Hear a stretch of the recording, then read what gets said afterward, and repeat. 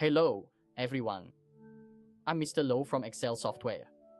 Today, I want to share with you about AutoCount in combination, that is, when you integrate certain modules, the different effects that can happen.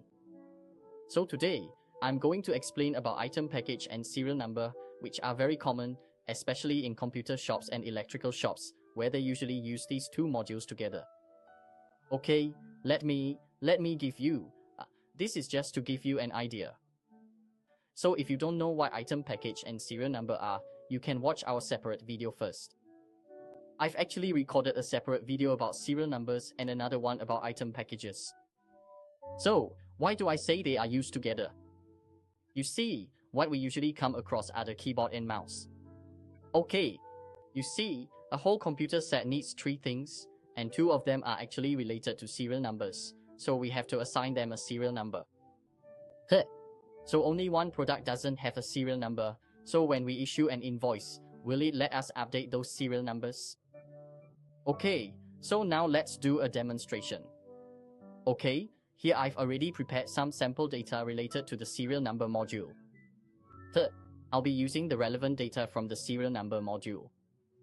So now, I'm also including the item package in it. So today, we'll just focus on the serial number and the item package, these two modules. Then, after we open the item package module, you'll see this item package. Here in the item package, you can do some settings. Maybe we'll call this HP. Set, okay. So you want to write HP computer set, is it? Just like this, and then from up here, if you want to put set, you put set. In this HP computer set, there are three items, CPU, keyboard, and monitor. But the keyboard doesn't have a serial number, okay. Only the CPU and monitor have. So, in this case, you just enter the unit price.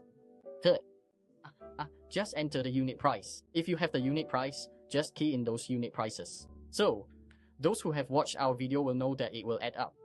When you add it all up, the total is 1,250. Then you save it and lower. And let us create a sales invoice, MM. When making the sales invoice, okay, when we select this HP set item, you see it will automatically bring up the CPU. You choose which serial number it is under. Of course, when we close it, the monitor will pop up. So we have a choice. So it won't show the keyboard, and you see the keyboard doesn't have a serial number. Okay, here, actually a lot of people don't know, AutoCount has some hidden features, including that you can drag out the column with the item package code. You can display it if it makes it easier for you to see the information. So after putting it out, we just save and preview. You'll see the original AutoCount invoice. Here is CPU and monitor, don't have a serial number. Originally, there isn't any. If you want to show it, here I made a sample. You can ask your dealer to do the same sample.